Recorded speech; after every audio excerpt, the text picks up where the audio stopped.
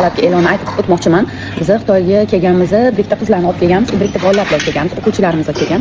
Chunki sentabr birinchi sanasida bizlarni Xitoy kurs darsimiz boshlangan edi. Ularning orasida o'quvchi qizlar menga aloqaga chiqishdi. Xitoyga bir amaliy sayohat qilib kelaylik deyishdi. Keyin bo'pti dedikda, как раз давай bilet oldik-da, срочно uchib kela qoldik. Chunki ular bu kursni narxini yana вообще ko'proq to'lashdi. Qancha desangiz beramiz, просто biz biznes boshlaymiz, уже sizni gaplaringiz, motivatsiyalaringizdan keyin qolganini bechat orqali tushuntiraverasiz. Bizlarni shunaqa sayohat qildirib keling. Hozir biz 5 kunlik sayohatdamiz va shu bitta qizlar, ikkita, uchta bolalar bilan birgamiz. Ularga alohida ko'rsatsalar, alohida o'g'il bola uchun alohida o'g'il bola sherik, qizlar uchun men o'zim yo'lboshchiman va ularni shu 5 kun ichida Xitoydagi 5 xil dunyodagi eng topoviy darajadagi bozorlarga sayohat qildiramiz va sizlarga bu narsani aytib o'tmoqchiman.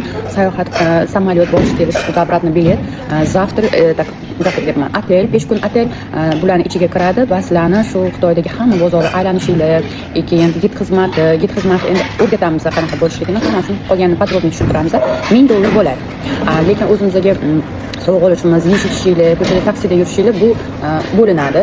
Unga примерно yeyish-ichish, taksi shunaqa xarajatlarga uzoq $100 ketadi.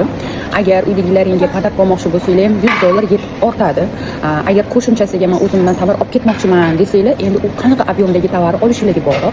Shuning uchun hurmatli qizlar, yigitlar, agar Xitoyga borib bemalol hamma bozorni birinchi ko'rasizlar, ideya paydo bo'ladi sizlarga.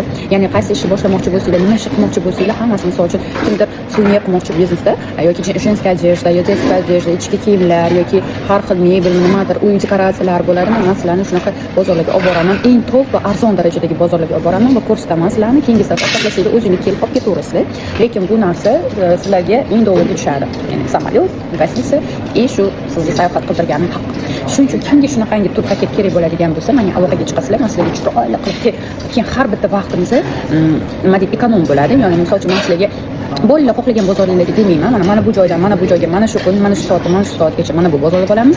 Ertasi kun bu bozorda bo'lamiz. Shu soatga belgilangan. Shundan ziyod o'tib keta olmaysizlar. Sababi bu yerda emin erkin katta xolingiz ichida uyda yuradiganda yursangiz, hech narsaga o'zgarib qilmaysiz. Hattoki Xitoydagi rayonlardagi bozorlar shunchalik ko'pki, ko'chasida даже 30 ta 20 talab mollar bo'ladi, kichik magazinchalar bo'ladi. Ularni aylanib даже uspet qilamiz. Shuning uchun men sizlarga reja tuzib beraman. Bu rejam hammasi eng zo'r, nima deydi, sizlarga mos bo'lgan bozorlar rejasini tuzib beraman. Hayotgacha biznes boshlash uchun $10,000, $5,000, $30,000 kerakmi deydigan bo'lsanglar, yo'q. Sizlar boshlanishiga хотя бы $100 bilan ham boshlasanglar bo'ladi. $100 kam, lekin shu pul yo'qlab bo'lsa. Bo'lmasa $1000 bilan boshlasangiz dunyoning narsasini olasiz $1000.